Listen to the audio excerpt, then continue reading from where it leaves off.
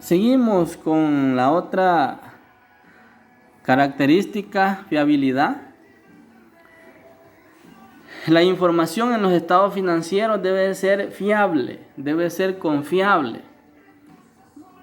Ahora, ¿en qué momento en qué momento los estados financieros van a ser fiables? Cuando está libre de error, cuando no hay sesgo, ¿verdad? Cuando las cifras que aparecen en los estados financieros son reales y verdaderas. Entonces allí los estados financieros van a cumplir con esta característica cualitativa de la fiabilidad. Vean lo que dice la norma. Los estados financieros no están libres de sesgo, es decir, no son neutrales si debido a la selección o presentación de la información pretenden influir en la toma de decisiones o en la formación de un juicio para conseguir un resultado o desenlace predeterminado. Muchas veces se puede dar el caso, ¿verdad? En donde se quiera influir en la toma de decisiones, ¿verdad? De los usuarios, y solo para lograr influir para conseguir un resultado o algo determinado, o para conseguir algo en particular, quieran influir, ¿verdad? Escribiendo información falsa, entonces los estados financieros van a perder la fiabilidad. Esos estados financieros van a violar los principios contables. Entonces, para que los estados financieros sean confiables, sean fiables, debe de estar libre de error significativo, libre de sesgo. Debe de presentar cifras reales, ¿verdad? No cifras inventadas o solo por conseguir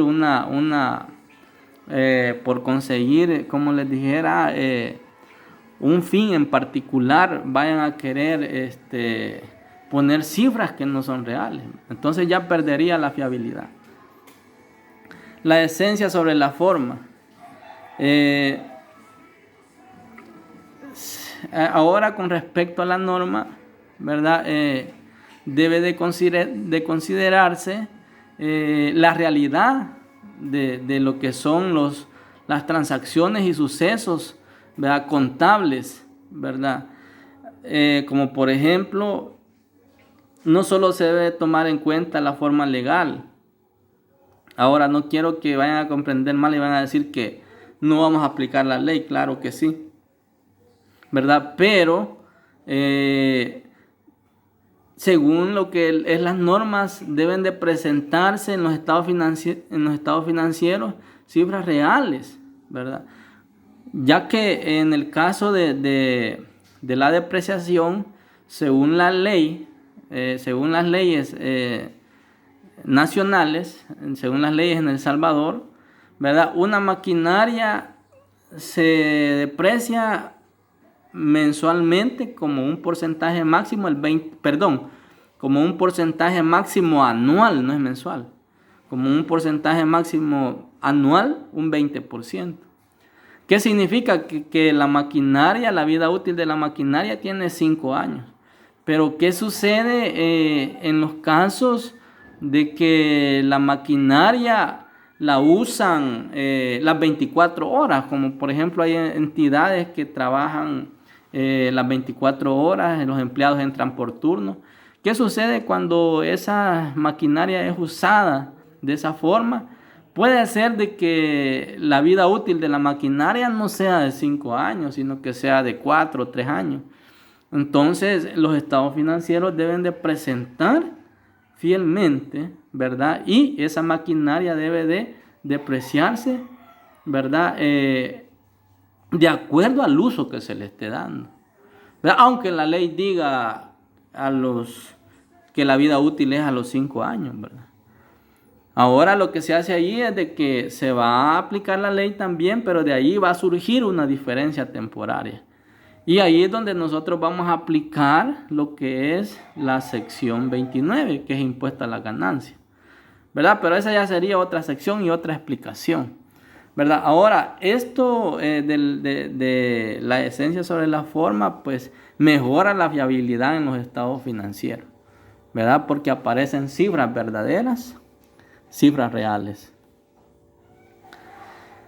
Prudencia es la inclusión de cierto grado de precaución al realizar los juicios necesarios para efectuar las estimaciones requeridas en las condiciones de incertidumbre, de forma que los activos o los ingresos no se expresen en exceso y los pasivos o los gastos no se expresen en defecto, ¿verdad?